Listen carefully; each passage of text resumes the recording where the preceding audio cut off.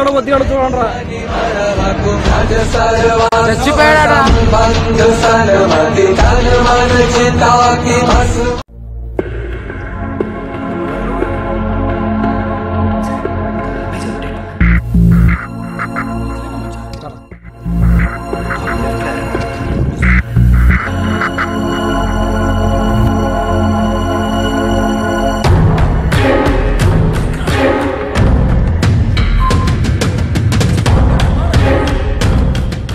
ఇన్ని ఆత్మహత్యలు జరుగుతున్న పద్ధతి మారడం లేదు. కనీసం హత్యలు జరిగితేనన్నా మారుతుందో లేదో.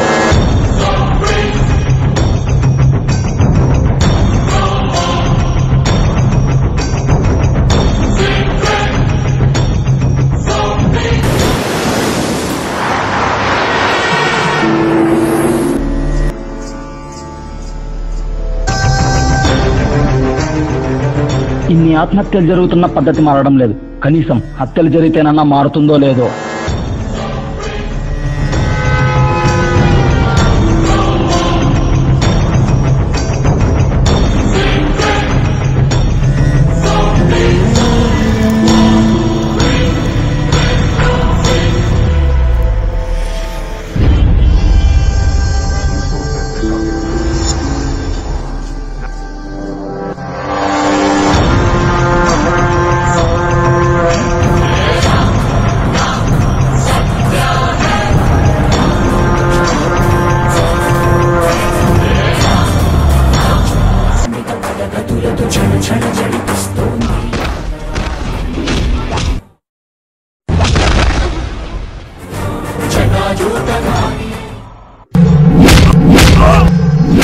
చెప్పినట్టుగానే లంచం ఇచ్చి జాబ్ తెచ్చుకున్నావు. కనీసం డ్యూటీ అయినా సరిగ్గా చేయొచ్చు కదరా. సిన్సియర్ గా డబ్బిచ్చి జాబ్ తెచ్చుకున్నావు కాబట్టి డబ్బులు వసూలు చేసుకుంటున్నావు. ఫుల్ బిజీ కదా. పాపం డ్యూటీ చేయడానికి టైం ఎక్కడిది. రెస్ట్ తీసుకోరా అన్న.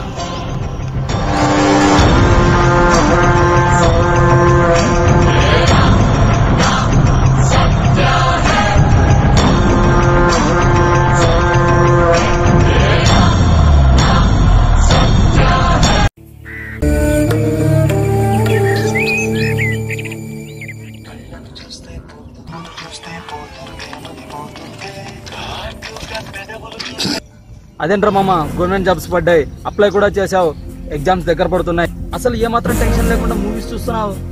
నాకేంట్రా, డిగ్రీ చేతిలో ఉంది, రిజర్వేషన్ కోటా ఉంది, అలా కుదరకపోతే బ్యాక్ డోర్ నుంచి జాబ్ కొట్టేస్తారా. నాకేం తక్కువరా. మీరు బాగా ఉన్నోళ్ళే కదరా, మరి నీకు జాబ్ చేసే అవసరమే లేదు. మరి ఎందుకురా మీకు రిజర్వేషన్స్, గవర్నమెంట్ జాబ్స్? ఏదో ఒక బిజినెస్ చేసుకోవచ్చు కదరా. మరి నీ బదులు ఇంకొకడు గ్యారంటీగా జాబ్ కావాల్సినాడు ట్రై చేసుకుంటాడు కదరా. అలా లంచం ఇచ్చి జాబ్ తెచ్చుకొని ఏం లాభం రా? దేశానికి ఉపయోగం లేదు, నీకు ఉపయోగం లేదు. ఇంకా నీలాంటి వాళ్ళ వల్ల నిజమైన టాలెంట్ ఉన్న వాళ్ళు, పేదవాళ్ళు, దేశానికి సేవ చేయాలనుకునే వాళ్ళు నష్టపోతారు కదరా. చాలా ఎక్కువ మాట్లాడుతున్నావు అనిపించట్లా? అస్సలు లేదు, నిజం మాట్లాడుతున్నాను అనిపిస్తోంది. నీలాంటి వాళ్ళు ఒప్పుకోలేని నిజాలు. ఏంటో నిజం? నేను ఎక్కడ వదిలేస్తే సరిపోతుందా? దేశంలో చాలా మంది ఇలానే చేస్తున్నారు, నీకు తెలుసో లేదో? నేను కూడా చెప్పేది ఒక్కడికే కాదురా, నీలా ఆలోచించే ప్రతి ఒక్కరికి. వదిలేరా గొడవెందుకు? అలా కాదురా, వాడు చూడు ఎంత ధైర్యంగా చెప్తున్నాడు. లంచం ఇచ్చి బ్యాక్ డోర్ నుంచి జాబ్ తెచ్చుకుంటాడంట. ఇప్పుడన్నీ జాబ్స్ అన్ని ముందే ఫిక్స్ అయిపోతున్నాయి. మనకే ఏమి తెలియక నోటిఫికేషన్స్ పడగానే అప్లై చేసి ఎగ్జామ్స్ కోచింగ్ తీసుకొని ఎగ్జామ్స్ ప్రిపేర్ అయ్యి అన్నం పెట్టి కొబ్బరికాయలు కొట్టి ఎగ్జామ్స్ రాసొచ్చి రిజల్ట్స్ గురించి టెన్షన్ పడుతుంటాం. కానీ అక్కడ దండం పెట్టాల్సింది దేవుడికి కదరా, ఇంటర్వ్యూ చేసే ఆఫీసర్కి. కొబ్బరికాయ కాదు కొట్టాల్సింది నోట్ల కట్టలు. నోట్ల కట్టలు మన దగ్గర ఎక్కడివి? మన దగ్గర ఉన్నావో ఏం తెలుసా? విడిచిపెట్టిన బట్టలు, విసిరేసిన బుక్కులు. అలా కాదురా, డబ్బున్నవాడు ఇంకా డబ్బున్నవాడే అవుతున్నాడు.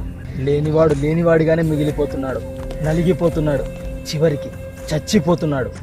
అసలు ఈ రిజర్వేషన్స్ క్యాస్ట్ కాకుండా డబ్బున్న వాడికి లేనివాడికి అన్నట్టు పెట్టి ఉంటే నిజంగా పేదవాడికి, టాలెంట్ ఉన్నవాడికి కొంతలో కొంతైనా న్యాయం జరిగి ఉండేది. క్యాస్ట్ గురించి మాట్లాడదు, అది చాలా పెద్ద ఇష్యూ అవుతుంది. ఎందుకు అవుతుందిరా ఇష్యూ? నేను ఏ క్యాస్ట్ గురించి తక్కువ చేసి మాట్లాడట్లేదు. ప్రతి క్యాస్ట్ లో డబ్బున్న వాళ్ళు ఉంటారు, డబ్బు లేని వాళ్ళు ఉంటారు. అందుకే రిజర్వేషన్స్ క్యాస్ట్ గురించి కాకుండా పేదవాళ్ళకి రిజర్వేషన్స్ పెట్టాలి అని నా ఒపీనియన్ చెప్తున్నా. అలా ఎలా పెడతాం? అప్పుడు డబ్బున్నోడు కూడా దొంగ లెక్కలు చూపించి నేను కూడా పేదవాడిని, నాకు కూడా రిజర్వేషన్ ఉందని అంటారు. అప్పుడు అలా ఎందుకు జరుగుతుంది? దేశంలో ప్రతి ఇంటికి ప్రతి కుటుంబానికి ఎంత డబ్బుందో ఎన్ని ఆస్తులున్నాయో ఇంటింటి సర్వే జరిపి దేశంలోని ఆస్తులన్నీ పక్కాగా లెక్కిస్తే గ్యారంటీగా అవుతుంది. అయినా ఇప్పుడున్న టెక్నాలజీతో ఇవన్నీ చాలా చాలా ఈజీగా చేసేయచ్చు. అలా చేయడానికి గవర్నమెంట్ ఒప్పుకోవాలి కదరా, రాజకీయ నాయకులు ఒప్పుకోవాలి కదరా. దేశంలో సగానికి పైగా వాళ్ళ దగ్గర డబ్బు ఉంది, వాళ్ళు ఒప్పుకుంటారా? నిజమేరా, ఈ స్వార్థ రాజకీయాల వల్లే దేశం నాశనం అయిపోతూ ఉంది, పేదరికం పెరిగిపోతూ ఉంది. టాలెంట్ ఉండి డబ్బు లేనోళ్ళు ఇక్కడే ఉండిపోయి ఎలాగోలా బతికేస్తున్నారు, డబ్బున్నోడు కింద బలైపోతున్నారు. ఇంకా ఇలా ఆలోచించే వాళ్ళు ఈ ఊళ్ళో ఎంతమంది ఉంటారు, ఈ జిల్లాలో ఎంతమంది ఉంటారు, ఈ దేశంలో ఎంతమంది ఉంటారు? అంటే డబ్బు లేనోని పైకి తీసుకొచ్చే ఉద్దేశం ఏ డబ్బున్న వాడికి లేదన్నమాట. ఎంత స్వార్థం రా.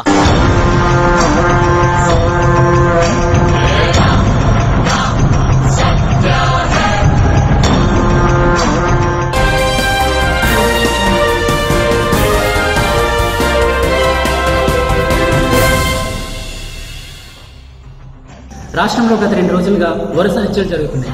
అసలు ఈ హత్యలు ఎవరు చేస్తున్నారు, ఎందుకు చేస్తున్నారు అనే విషయంపై ఎటువంటి ఆధారాలు దొరకలేదు. అసలు ఈ హత్యలన్నీ ఒకరే చేస్తున్నారా, లేక దీనికి సంబంధించిన ముఠా ఏదైనా ఉందా అనే విషయంపై పోలీసులు కేసు నమోదు చేసుకుని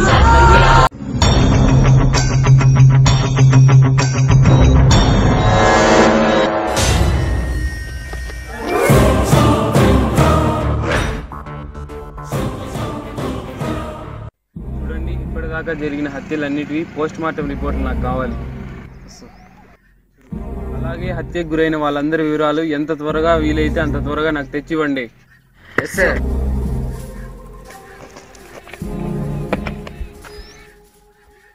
అన్ని డెడ్ బాడీకి సంబంధించిన వస్తువుల్లో ఒక చీటీ కామన్ ఎవిడెన్స్ గా దొరికింది సార్.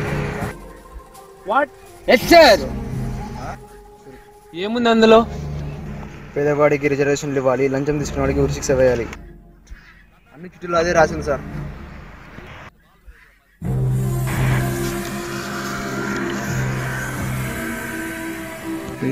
వాట్? అన్ని చీటీల్లో అదే ఉందా? అవును సార్. అంటే ఈ రిజర్వేషన్ల వల్ల నష్టపోయిన వాడెవడో ఈ హత్యలన్నీ చేస్తున్నాడు అన్నమాట. అవును సార్, హత్యకు గురైన వాళ్ళు చాలా మంది లంచాలు తీసుకున్న వాళ్ళు ఉన్నారు సార్. చనిపోయిన వాళ్ళందరి డీటెయిల్స్ ఉన్నాయి కదా, వాళ్ళ ఫ్రెండ్స్ ని రిలేటివ్ ని అందరినీ ఎంక్వైరీ చేయండి.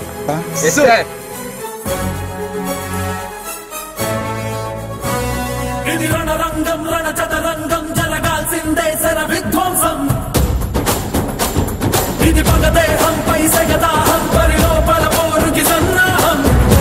అర్జున రణశాస్త్రం గర్జన పిడుగాస్త్రం సురకత్తుల యుద్ధం శత్రువు సిద్ధం. ఇది మారణ హోమం.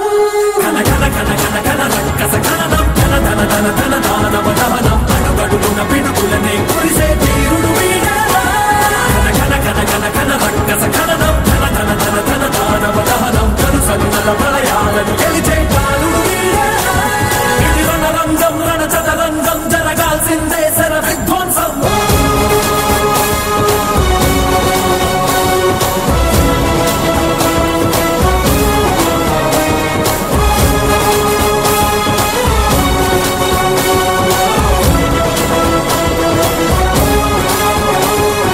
శరణం బలిపెట్టందే సమరం. ఓటెక్కదురా వేటాడందే పులినెత్తురుకే ఏ సత్తువ ఉండదురా.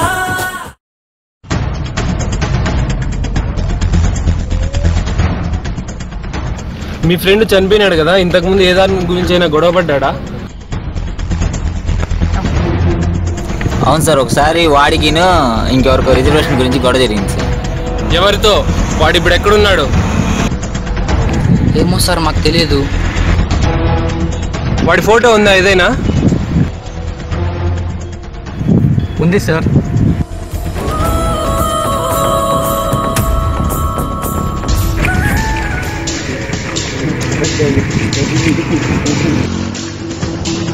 వీడా?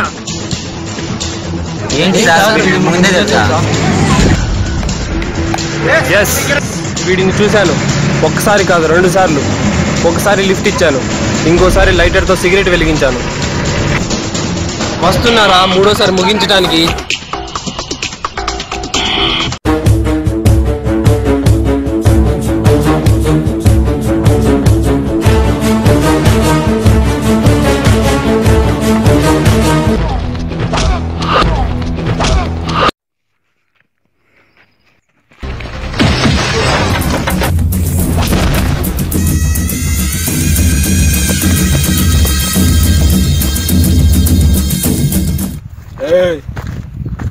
ఏరా నువ్వేమన్నా సీనియర్ ఆఫీసర్ అనుకుంటున్నావా? నా వెనక పడుతున్నావు, బతకాలని లేదా? నువ్వు చాలా పెద్ద తప్పు చేస్తున్నావు. ఇక్కడ ఎవరు చెప్పే స్టేజ్ లో లేరు, మూసుకో. ఇలా ఎంతమందిని చంపుతావు? లంచం తీసుకుంటే చంపేస్తావా? టాలెంట్ లేకుండా లంచం ఇచ్చి జాబ్ తెచ్చుకుంటే చంపేస్తావు. ఇంకా ఎన్నాళ్ళు ఎంతమందిని చంపుతావు? చంపుతా. నేను అనుకున్న మార్పు వచ్చేంత వరకు చంపడమే నా పని. మళ్ళీ చావడం నాకు లెక్క. టాలెంట్ లేని వాడు జాబ్ తెచ్చుకుంటే చంపేస్తావా? కన్ఫామ్ గా. వాడికి చేసే పని తెలియనప్పుడు వాడి డ్యూటీ ఏం చేస్తాడు? వాడి వల్ల ఏం ఉపయోగం? సరిగా సర్వీస్ చేయలేడు కాబట్టి సొసైటీకి ఏం ఉపయోగం? వాడి వల్ల టాలెంట్ ఉన్నాడు, పేదవాడు నష్టపోతాడు. అలాంటోడు ఉంటే ఏంటి, పోతే ఏంటి? మార్పు వస్తుంది, ఖచ్చితంగా వెయిట్ చేయాలి. స్వాతంత్రం వచ్చి 70 ఏళ్ళు అవుతుంది, ఇప్పటిదాకా ఏం మారిందని? జనాభా పెరిగింది, అవినీతి పెరిగింది, పేదరికం పెరిగింది. ఆ మాత్రానికే చంపేస్తావా? ఆ మాత్రానికి ఏంట్రా? అది ఎంత పెద్ద తప్పో, దాని వల్ల ఎంత మందికి నష్టం జరుగుతుందో తెలుసా? మన దేశంలో జనాభా ఎంతో తెలుసా? 100 కోట్లకు పైనే. మరి ఆ 100 కోట్ల మందిలో ఇలాంటి వాళ్ళు ఎంత మంది ఉంటారు? ఎంత నష్టం జరుగుతుంది? నువ్వు ఎప్పుడన్నా ఆలోచించావా? వచ్చే భక్తుల కన్నా పిచ్చగాళ్ళు ఎక్కువైనట్టు దేశంలో వేషగాళ్ళు ఎక్కువ అవుతున్నారు. పేదవాడికి అవకాశం రావట్లేదు, ప్రతిభ ఉన్నవాడిని పైకి రానివ్వడం లేదు. ఎవడు స్వార్థం వాడు చూసుకుంటారో పక్క వాడి గురించి అస్సలు పట్టించుకోవడం లేదు. ఎక్కడో ఎందుకు, ఇక్కడే చూడు. నన్ను పట్టుకోవాలని నువ్వు, నీకు దొరకకుండా అవ్వాలని నేను. ఎవడి స్వార్థం వాడిది. దేశంలో దాదాపు అందరు ఇలానే ఫాలో అవుతున్నారు. నువ్వు ఎన్ని చేసినా నువ్వు చేసే తప్పురా. అవునారా? తప్పే చేస్తున్నా, కానీ తప్పక చేస్తున్నా. ఇకపై గురి తప్పకుండా చేస్తా. నన్ను తప్పు తప్పు అంటున్నావు, నువ్వే తప్పు చేయలేదా? ఈ జాబ్ నువ్వు లంచం ఇచ్చి తెచ్చుకోలేదా? లిస్ట్ లో ఫస్ట్ పేరు నీదే ఉంది, కానీ డ్యూటీ సిన్సియర్ గా చేస్తున్నావని వదిలేశా. నువ్వు లొంగిపోతే నీకు శిక్ష తగ్గిస్తా. శిక్ష తగ్గిస్తావా? నాకు శిక్ష విధించాలంటే ముందు ఆ శిక్ష విధించేవాడు శిక్ష అనుభవించే ఉండాలి. తప్పు చేయడమే కాదు, తప్పును భరించడం కూడా తప్పే. ఆ లెక్కను లెక్కేస్తే దేశంలో ప్రతి ఒక్కడు తప్పు చేసిన వాళ్ళే. చెప్పా కదా నీకు, ఇక్కడ ఎవడు ఇంకొకటి చెప్పే స్టేజ్ లో లేడని. నువ్వు చిక్కితే అస్సలు వదిలిపెట్టను. ఏంట్రా మైండ్ తొప్పిందా? సరిగ్గా చూడు, ఎవడికి చిక్కాడో. నిన్ను చంపడం నాకు 2 సెకండ్ల పని. అయినా నేను నువ్వు పట్టుకుంటే దొరకను, నేను దొరకాలనుకుంటేనే దొరుకుతాను. వెళ్ళి సిన్సియర్ గా డ్యూటీ చేసుకో. మళ్ళీ నా జోలికి వచ్చావో నా డ్యూటీ సిన్సియర్ గా చేయాల్సి వస్తుంది.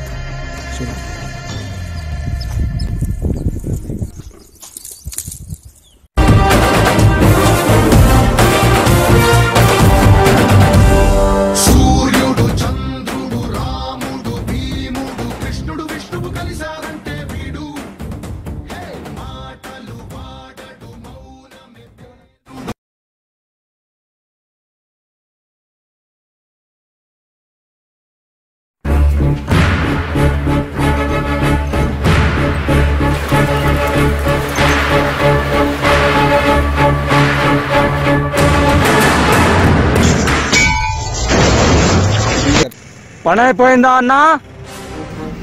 అయిపోయిందిరా. నా పని ఇంకా అవ్వలేదన్నా.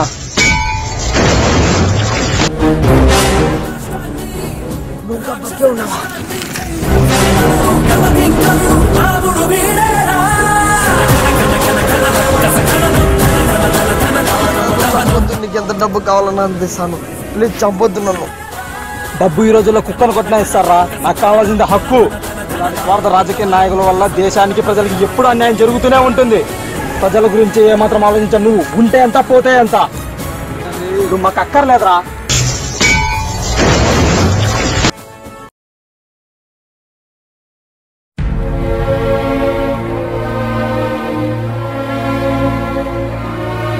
డబ్బు తీసుకునే అమ్మా, ఎప్పుడు ఇస్తావమ్మా? అమ్మా ఇంకా 6 నెలలు అంటే ఎట్లమ్మా? అదంతా నాకు తెలియదమ్మా. అప్పుడు ఎప్పుడు తీరుస్తావు చెప్పు, ఖచ్చితంగా చెప్పు. 6 నెలలు తీరుతాను. ఇంకా 6 నెలల అస్సలు కుదరదమ్మా. అలా అనకు బాబు.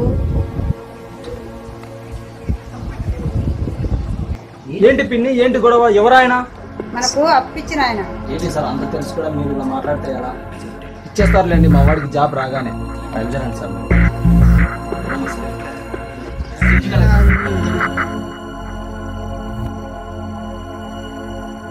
నువ్వే కంగారు పడకు పిన్ని, ఈసారి జాబ్ రావాల్సిందే. దెబ్బకు ప్రాబ్లమ్స్ అన్ని తీరిపోవాల్సిందే. అలా ప్రిపేర్ అయ్యాం. బయలుదేరండి. ఏంట్రా ఇలా ఉంది పరిస్థితి? నాన్నగాని మోసం చేసి అసలు నొక్కేశారు రా నాన్న ఫ్రెండ్స్. లేకపోతే బాగా బతికిన కుటుంబం మాది.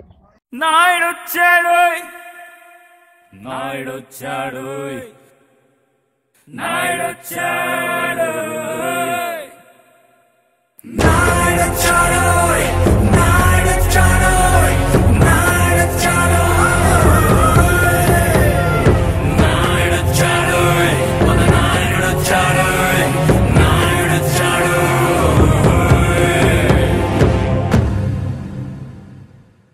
తూర్పు గుండెల్లో తోచిన సూర్యుడు వెలుగురు మా వైపే తోడుకు వచ్చాడు. వాలే నీడలకే కొడుకై నిలిచాడు. పగ చేతల్లోనే కొడుకై కాచాడు.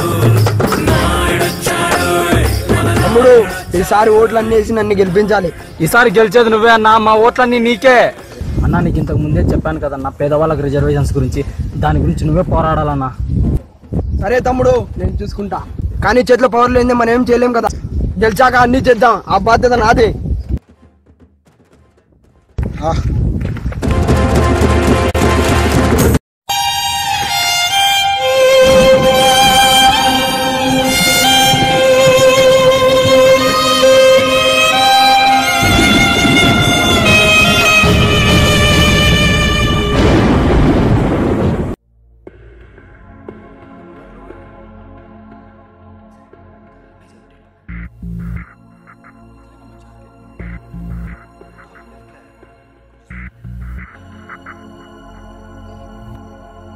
బాస్ అక్కడ ఏం జరిగింది?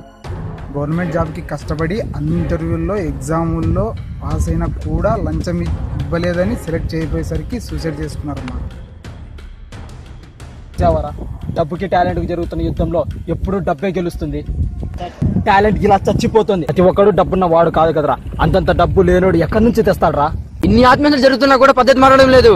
కనీసం హత్యలు జరిగితేనైనా మారుతుందో లేదో.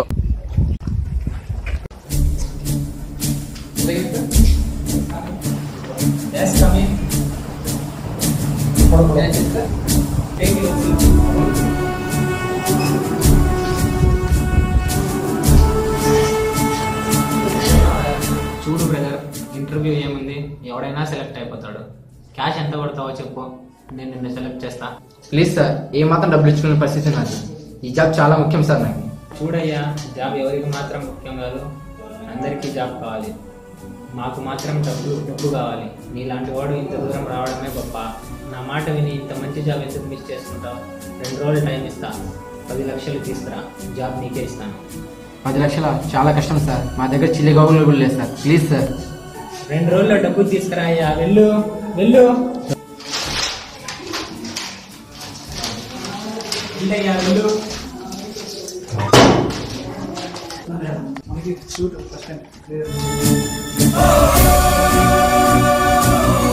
నెక్స్ట్. Yes, coming.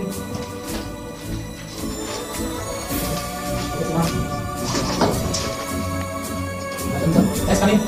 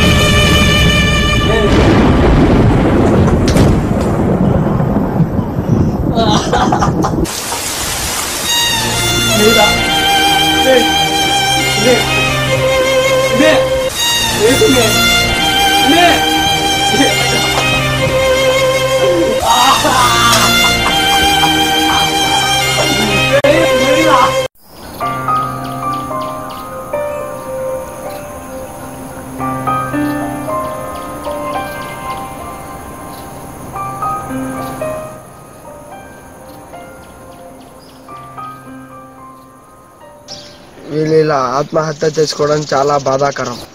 వీళ్ళ ఆత్మలకి శాంతి చేకూరాలని నేను ఈ సందర్భంగా కోరుకుంటున్నాను. వీళ్ళ అంత్యక్రియలు జరిపించడానికి మా పార్టీ తరపు నుండి 20,000 రూపాయలు తక్షణ ధన సహాయం అందిస్తున్నాను.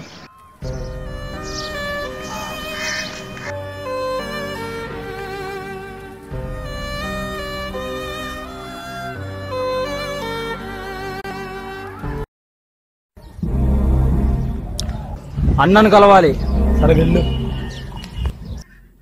ఏంటయ్యా ఇంకేం కావాలి?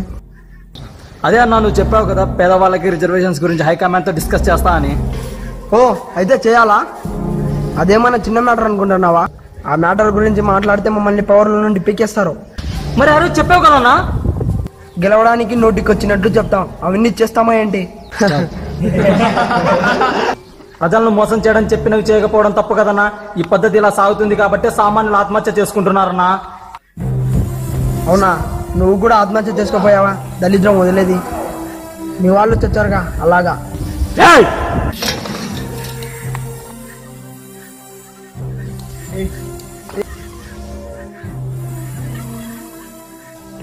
వీడు చాలా ఎక్కువ చేస్తున్నాడు. వీడిని వదిలేస్తే మళ్ళీ మళ్ళీ వచ్చి ఏదో ఒకటి వాగుతూనే ఉంటాడు. వీడిని చంపి ఎక్కడైనా పడేయండి రా.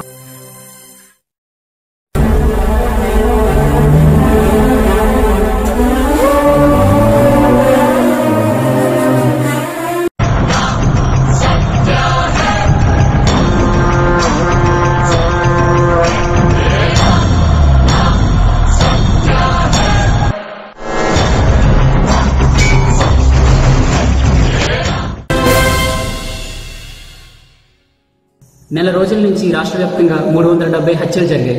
ప్రజలంతా ప్రాణాలు గుప్పెట్లో పెట్టుకుని బతుకుతున్నారు. ఈ పరిస్థితిని ఆపడానికి కేంద్ర ప్రభుత్వం ఒక నిర్ణయం తీసుకుంది. తక్షణమే రాజ్యాంగ సవరణ చేసి రిజర్వేషన్స్ క్యాస్ట్కి కాకుండా ప్రతి కుటుంబ ఆర్థిక పరిస్థితిని బట్టి రిజర్వేషన్స్ కేటాయించాలని పార్లమెంట్లో బిల్లు ప్రవేశపెట్టింది. ఆ బిల్లు అక్కడ ఆమోదించాక రాష్ట్రపతి అంగీకారంతో అమల్లోకి వస్తుంది.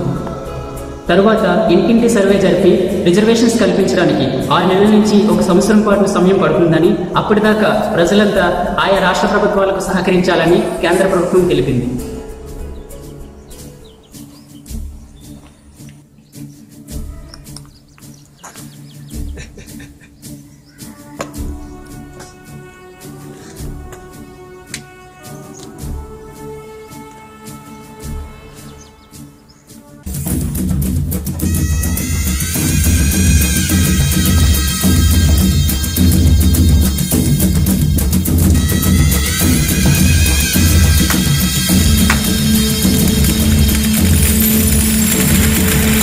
ఈసారి నువ్వు తప్పించుకోలేవురా. నన్ను పట్టుకోవాలన్న నీ పట్టుదల నాకు చాలా బాగా నచ్చిందిరా.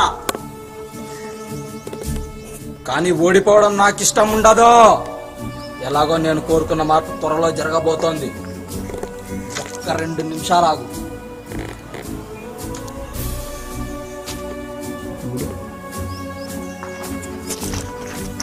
అందరికీ నమస్కారం.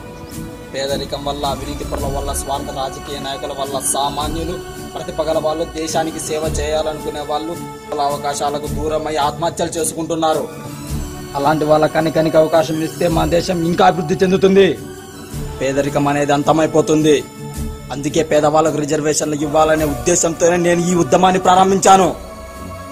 నేను చేసింది నేరమే, కానీ సమాజం కోసం, మార్పు కోసం నేను ఈ దారిని ఎంచుకోవాల్సి వచ్చింది. మన దేశంలో పేదరికమే కాదు, ఇంకా చాలా సమస్యలు ఉన్నాయి. రిజర్వేషన్స్ కాకుండా ఇంకో పెద్ద సమస్య ఏమిటంటే రైతుకు గిట్టుబాటు ధర ఇవ్వకపోవడం. అందరికీ అన్నం పెట్టే రైతు తను సరైన గిట్టుబాటు ధర లేక ఆత్మహత్యలు చేసుకుంటున్నాడు.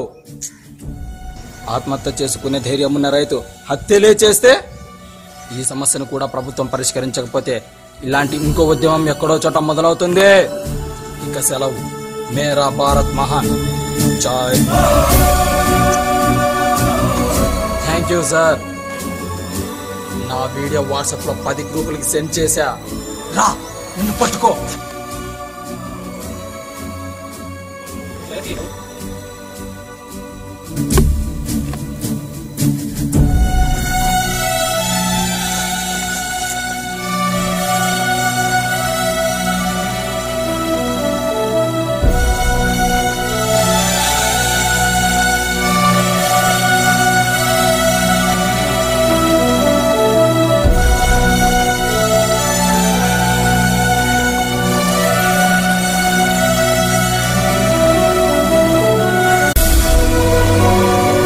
రిజర్వేషన్స్ ఎలా వచ్చాయో తెలుసా? ఒకప్పుడు కులపిచ్చి పీక్ స్టేజ్లో ఉండేది. కొన్ని క్యాస్ట్ల వాళ్ళని ఊళ్ళోకి రానిచ్చేవారు కాదు. కుక్కల కంటే హీనంగా చూసేవాళ్ళు, బానిసలుగా చూసేవాళ్ళు. మీరు పరిపాలించడానికి పనికిరారు, పని చేసుకొని బతకాల్సిందే అనేవాళ్ళు. సమాజంలో నుంచి వెలేసినట్టు చులకనగా చూసేవాళ్ళు. అలా జరుగుతున్నప్పుడే ఈ రిజర్వేషన్స్ రాజ్యాంగంలో ప్రవేశపెట్టడం జరిగింది. సమాజంలో అందరూ సమానమే అని చెప్పడానికి అగ్రకులాల కింద అణచివేయబడిన చిన్న కులాలన్నింటినీ ఒక వర్గం కింద చేర్చి రిజర్వేషన్స్ని ప్రవేశపెట్టారు. అంటే సామాజిక వెలివేతను సమూలంగా తీసేయడానికి పెట్టిందే రిజర్వేషన్స్, అంతే తప్ప కుల మతాల గురించి కాదు. కానీ అవి పెట్టినప్పటి పరిస్థితి వేరు, ఇప్పటి పరిస్థితి వేరు. అప్పుడు క్యాస్ట్ గురించి పెడితే ఈ జనరేషన్లో పేదరికం గురించి పెట్టాలి. అప్పుడే కొంతైనా పేదరికం తగ్గుతుందని ఈ షార్ట్ ఫిల్మ్ ద్వారా మా ఒపీనియన్ చెప్పాం. అంతేగాని ఎవరిని ఉద్దేశపూర్వకంగా కించపరచాలని కాదు. Thank you so much friends.